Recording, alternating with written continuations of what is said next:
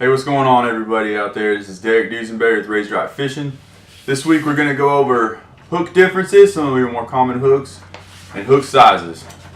Stay tuned, you're going to learn a lot.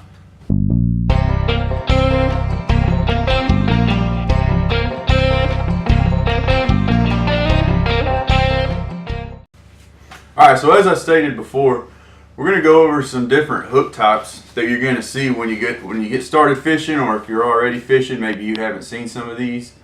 They're very common, they're very basic, but it's important that you have the right type of hook when you are fishing to make sure that you get your catches, you increase your hook setups, and you also make a realistic presentation with your lures. So I'm going to focus the camera back down this little piece of paper that I had showing, and then I've also got some real hook examples. Stand by.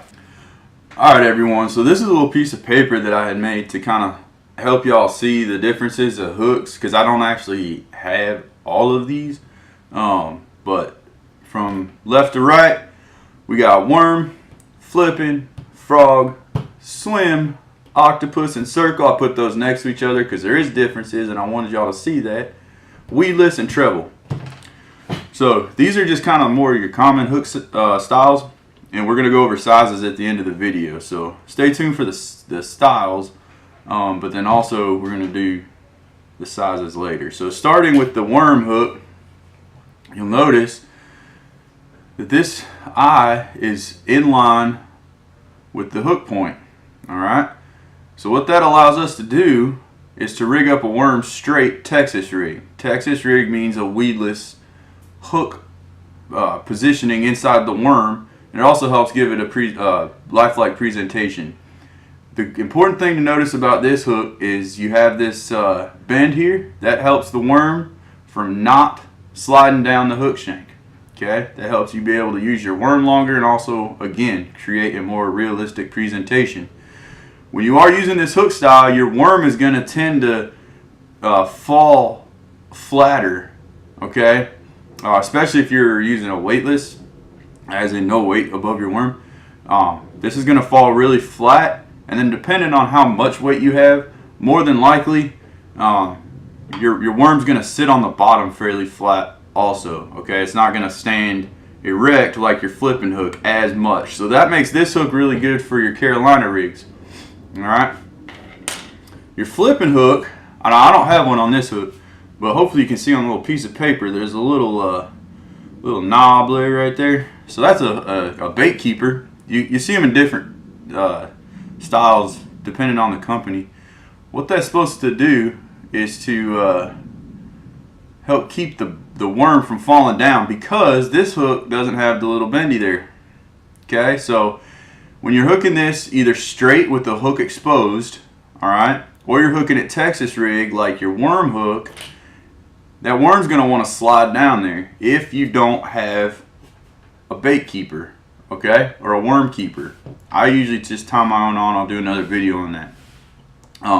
Your flipping hooks are also going to be a lot heavier metal, or thicker gauge metal I should say, because you're going to normally be using these when you're fishing braid. Zero stretch, heavy pull, less stretch, fast reel, really no stretch. Well, something's got to give, and you don't want it to be this hook, okay? You want it to be the pole, and we'll get more into that when we talk about pole anatomy, but you want that pole to take the brunt of the shock absorbent when you're using a flipping hook, pitching into really thick crap. So you want this thick gauged hook, okay? So that's important. Now, this is a flipping hook on a creature bait. Now you'll see that a lot. You'll see like Tommy Biffle flipping his little Biffle bug there. Bobby Lane, he'll be flipping. Greg Hackney, all those dudes, them combat fishers I like to call them, they're using a flipping hook a lot of the time. And it's because whenever this hook falls with that weight pegged in front, it's going to let this lure stand straight up like this in the water. And it's going to be like, hey there, fishy, come and get me. Alright, so that looks real good. As opposed to the worm hook, like I said, Carolina rig, because this is going to be more flat, you're going to be able to drag it through and bounce it off the rocks or bounce it off the bottom, what have you, and you're not going to get hung up. And it's going to allow, whenever this, if it's not a straight tail worm, let's say it's this, as it's bouncing off stuff, those appendages are going to go crazy, and it's going to create a lot of movement vibrations in the water. Okay, so those are your two different worm hook styles. Next, you have the frog hook, which is a lot like your worm hook. It's just it's got a little spring in the front of it here, and that spring, you screw the tip of your frog on. Okay, oh sorry, you screw the tip of your frog on there, and then you rig your hook like that. So I'm covering up this weight because this is a different style hook, but the frog hook is essentially the same daggum thing. It's just don't have the weight here. This is a swim bait hook, and I've got one of them rigged right here. Now this is really cool because it allows you to throw a swim bait horizontally, like retrieve it horizontally in the water, as opposed to just using a regular worm hook with a weight in front of it. It's going to tend to nosedive. Now sometimes you want that, but other times you just want to be able to cast and retrieve, maybe jerk it a few times. But this weight right here gives it a sweet little wobble, okay? Makes it go like that in the water. And when it does that, it lets the back of your worm do a lot of good things for you. So that's a swim bait hook, weight on the shank there. Versus the frog hook, which looks like the same, it just doesn't have the weight on it. Because you don't want it diving down in the weeds with a frog, you want it to stay on top of them lily pads. Your octopus hook, this is going to be used a lot for like panfish. They make really small ones. You could use it for bigger bait like catfish. They're great for. I use them up here all the time in Alaska for salmon. This is actually what I tie my salmon rigs onto, is an octopus hook when I use the roe, either floating or on the bottom with a spinning globe. But these are great. You can tie. There's a shank here that you can tie an egg sac knot, loop knot on there. It's just the overall good bait hook. So if you're looking to just put maybe a minnow on under a cork, or maybe a leech, these are great for leeches, for you walleye diehards.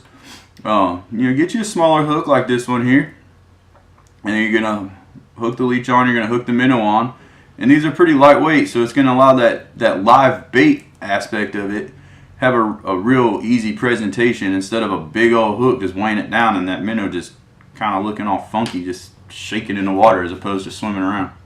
I'll also use these for my drop shots for my bass. I'll get one a little bit bigger than this one here. I'll probably get like a 1 or a 2/0 and hook my wacky style worms, is also with my drop shot, just straight tail worms or little minnows. So it's a pretty versatile hook right there. And then the circle hook looks very similar. However, man, I don't know if you can see that, but right here at the tip, your hook point, okay, it actually bends back. So let's take this hook for example. See how this one comes straight up? Right here on the circle hook, it would actually bend in and go this way. And what that allows it to do is a very, very, very huge hook that's on the saltwater tour. It's making its way, thank goodness, into the salt or the freshwater industry. This hook's awesome because of the way that tip bends back there. You will not gut hook fish, meaning you take a kid out, or you're just on the bank drinking your beer waiting for a catfish, and all of a sudden you're trying to hook set through his butthole. This hook will go down its throat, and then when you set the hook, it'll actually slide out until it gets caught on the lip of the fish's mouth with the hook point there, and it'll just hook in its mouth every time instead of ripping its guts out its mouth. So not only is it fish friendly, but it also retains the fish on the hook very well. There's really no reason not to use one of these things especially if you're bottom fishing or if you're bait fishing. So really look into the circle hooks. Your weedless hooks, they come in many different styles. However, most of the time you're seeing them in like an octopus style hook, and they're just going to have some sort of hard plastic usually, or like a little clear heavy mono coming out the front. of the hook. Sometimes you'll see them where they'll bend down and actually hang on the barb of the hook, and that's so that you can hook a worm, usually like a wacky style worm. And a wacky style, let me get this off of here real quick. You wouldn't use this style of hook, but they're gonna hook it right in the middle there, just like so. All right, very simple. Like I said, you wouldn't use this type of hook. I'd probably use an octopus hook. But with that guard hanging over there like that, you can bring it through weeds and stuff without having to get hung up, and you can still present that worm in the fashion that you want to without having to Texas rig it. Then you got your treble hooks. That's going to come on most all your baits. You can use treble hooks individually for bait. I'm using them a lot for trout when I'm throwing like the power bait balls and stuff that you make. And these are great because there's just 3 hooks in one. So it's really hard to lose fish once you get them on this. And then even let's say I got a bass on the front hook here. As he's moving around trying to get off in the water, more often than not he's going to catch himself incidentally on the outside of himself or inside his mouth on the second hook. Boom, now I got multiple hooks in him, even less likely chance to lose him. Yes, it does happen, but the odds are in your favor more so with treble hooks. And like I said, you can buy treble hooks individually, 1 to replace on your lures, which you need to do, and 2 to just use them as a bait hook. You can even use them with chicken liver or regular worms and stuff. So that's your treble hooks. Now let's go over sizes real quick, because I think a lot of people are confused. They just go to the store and look at the hook and they're like, yep, that looks about right, that should do it, and they buy it. But that's wrong. You should know the hook size. You should know the difference, so when you go to the store you know what you're looking for. Stand by, I'm going to get that piece of paper. Okay, so this is another piece of paper that I made. You know, it might be helpful for you to make something like this little ruler I made just on the computer there, and you can actually, you know, tape that on the top of your hook box so you have a reference. These are not to scale, by the way. Again, it's on paper. I just wanted y'all to get the understanding of how to tell the difference when you're looking at hook sizes, because it can be confusing. I've got a 6 here and I got a 6 here. One's got a slash with a 0 in it, so what the heck? So if there's a 0 in it, a lot of times if you're watching dudes on TV, you got a buddy that fishes, maybe you've even done it yourself without realizing that you're doing it. Like I'm using a 2/0 hook. I'm using a 5/0 hook. I'm using a 1/0 hook. When they're saying the 0, we do it a lot in the military too. That's the 0, okay? Anything with a /0 is bigger than anything without a /0. All right? Now this little line here kind of defines the middle range. So going smaller as the number goes bigger without a /0. So if you're looking on the shelves and you see a 4, not a 4/0, but a 4, that's going to be smaller. Okay? It's important to understand that, because you'll accidentally buy a hook that's different, or you're going to send a buddy out to help you buy a hook if he's at the Bass Pro Shops or the Walmarts. He's going to get you, hopefully he gets you the right size, but if he doesn't know any better, tell him to watch this video, he's going to know better. He's going to be able to get you the right size hook. A 14 is the smallest. Okay? So this is a 14 octopus hook. 12, 10, 8, 6. Wow. 4, 2, 1, 1 on. Sorry about my math there. I've never been real good at science, so I'm going to try to do better. But then when you get to the aughts, it's the exact opposite. I know. I don't know who decided this system. I don't know. But 1, 2, 3, 4, 5, 6, 7, 8, 9. We're not counting by 2s no more. Thank goodness. But 10 is bigger than 1. I'm sorry. Let's start that again. 10/0 is bigger than 1/0. 14 is smaller than 1.